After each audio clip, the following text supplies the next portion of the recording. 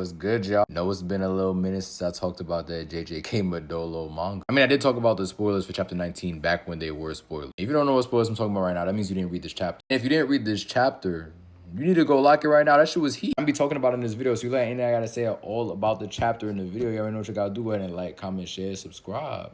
Follow if you want TikTok. I'm looking at you. Go ahead and hit that follow right now. It's more content coming, I promise. Let's get into JJK Modulo chapter 19. Pick up the chapter where we left off. Dabura has officially tapped into a whole other bag. We see a couple of characters in this chapter tap into different bags that we're not typically used to seeing them perform, but we'll get into that other character later. And I'll tell y'all, Dabura is out here casually blitzing Mahoraga for like the first 6 pages of this 19-page chapter. This shit is insane, y'all. He starts off with cutting off Mahoraga's arm with how fast he's moving. Then proceeds to pull a Naoya from the last episode of JJK, but on a whole other level. I'm talking speed of light shit. Shit Naoya could never fully comprehend. Bro is moving so fast, buildings are being crumbled in the wake of his movement. I mean, he's moving so fast that the movements are literally burning him. His words, not mine. He even comments on the literal weight of the situation with the narrator continuing, saying that the closer Dabura gets to moving at the speed of light, the more air begins to feel more like a solid than a fluid. With all that said, with us knowing how hurt Dabura is feeling in this moment, he tells us he don't give a damn. He's trying to be up there with the real warriors like Dora. So he launches this Ifrit Janbei Kizaru from One Piece level kick at Mahoraga, and the panel that leads directly after this kick needs to be studied. The destruction in that next panel needs to be put in textbook. What also needs to be put in textbooks is this man Mahoraga, because even before the kick, this man Mahoraga, he done regenerated his arm literally on the next page after Dabura first took it. And then as Dabura is charging up the kick, you see Mahoraga just aura farm, wheel not adapting to shit on his head. He's out there ready to take this attack. And we see that the wheel is still intact and Mahoraga is regenerating after this crazy kick. Much to the surprise of Dabura, but nobody else reading. We know Mahoraga's body, he was going to take a lot more than a singular kick to take bro out. Come on, we seen what Sukuna had to do to him in Shibuya. Dabura sees this at first, he's like,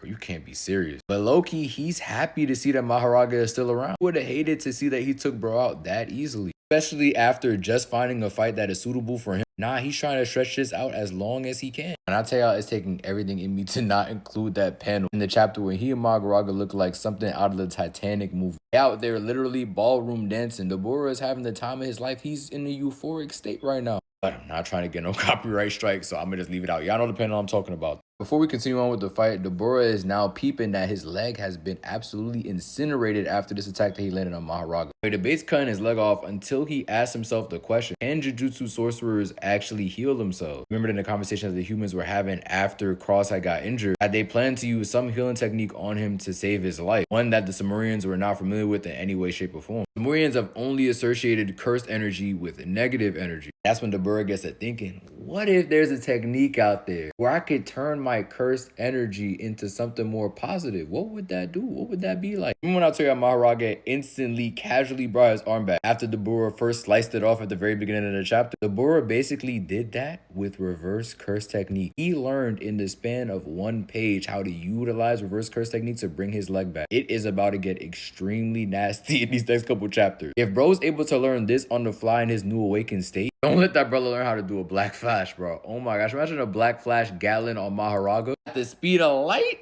It might be GG's for Mahoraga at that point. If you're looking forward to seeing these two demons continue their fight, but in the meantime, we gotta go over to the spectators who are eagerly awaiting to see the victor of this fight. We start off with the humans who are obviously Team Yuka / Mahoraga. They're commenting on the fact that with this fight, it's expected that there are going to be more cursed spirits on the prowl for the country of Japan at large. They've been able to expand territory in Tokyo and in more area to deal with for evacuations of Tokyo, anticipating a massive amount of lower cursed spirits exiting the area, frolicking. They've also increased the barrier around Tokyo to hopefully lead those cursed spirits into the ocean. So W humans. And on the other end, we got the Simurians who are obviously rumored for Dabura. They are ready to smoke any humans on sight, fearing that they will some way, somehow try to interfere with this massive fight between Dabura and Mahoraga. You know the Simurian I'm talking about, bro. He is like the biggest crash out of their clan. Why on earth would any human being outside of maybe Tsurigi, if he sees shit is going super left for Mahoraga, willingly jump into this fight? That's just a quick way to delete yourself from this planet. Of course, right after the crash out Simurians Simurian sets the terms to smoke any human on sight, they're met with human. And as expected, it's smoke on sight. These two groups do not mess with each other at all, especially with what happened to Cross a couple chapters back. There was one man that called that this would happen. Of course, that man didn't tell anybody that he had these thoughts. He just kept that shit to himself conveniently for this very moment, for him to make his official return to the story in the present day, not just to aura farm how he's doing. Remember earlier in the chapter where I said there's multiple people in this chapter that are doing things we've never seen them do before? This man, Yuji Itadori, pulled up on this center, all these Simurians and humans, and casually lost a piercing blood that looks similar to Yusuke letting off the spirit shotgun for the first time back in the day in Yu Yu Hakusho. If you know, you know. Some of y'all too young for that Yu Yu Hakusho. I need to tap in and respect your elders. We then end the chapter with bro asking if he did too much. Yes, you did. You did not have to do all you did in this chapter. I'm not mad at the gang. This is the official return to the series that I was waiting for out of this man. Yuji Itadori is back. The question is, what type timing is he going to be on? Can't be that far away from the fight between Mahoraga and Dabura. I can definitely see him intervening and having that fight with Dabura at some point, especially with Dabura now having this awakening on his way to becoming a warrior anyway.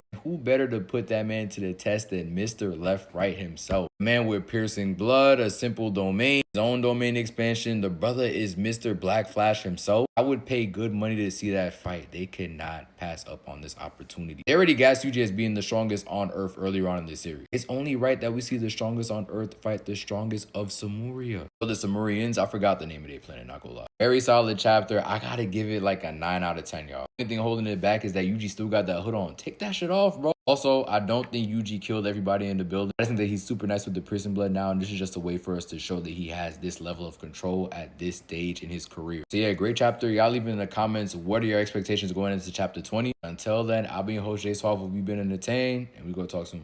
Peace, y'all.